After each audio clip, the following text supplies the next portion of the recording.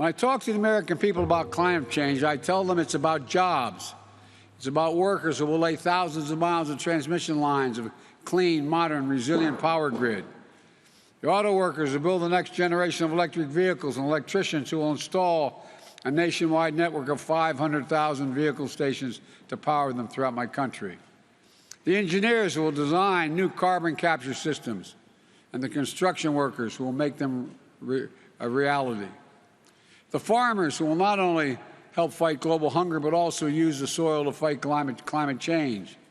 The communities that revitalize themselves around new industries and opportunities. And because we are taking all these actions, the United States will be able to meet the ambitious target I set in the Leaders Summit in Climate back in April, reducing U.S. emissions by 50 to 52% below 2005 levels by 2030. We'll demonstrate to the world the United States is not only back at the table, but hopefully leading by the power of our example. I know it hasn't been the case, and that's why my administration is working overtime to show that our climate commitment is action, not words.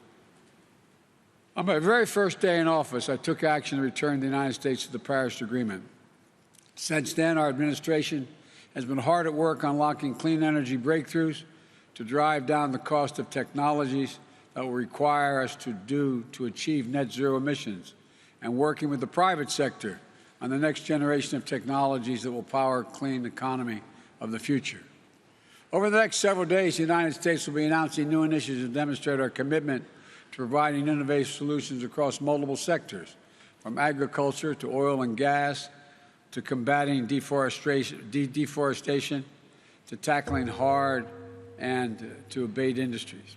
We're planning for both short-term sprint to 2030 that will keep 1.5 degrees Celsius in reach, and for a marathon that will take us to the finish line and transform the largest economy in the world into a thriving, innovative, equitable, and just clean energy engine of net zero for a net zero world.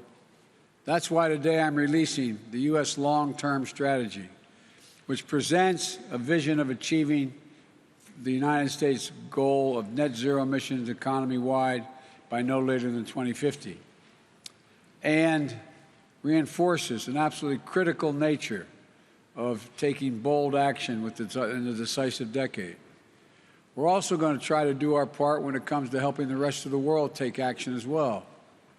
We want to do more to help countries around the world, especially developing countries, accelerate their clean energy transition, address pollution, and ensure the world we all must share a cleaner, safer, healthiest planet. We have an obligation to help. In the United Nations, at the United Nations in September, I announced that my administration is working with the Congress to quadruple our climate finance support for developing countries by 2024, including significant increases in support for adaptation efforts.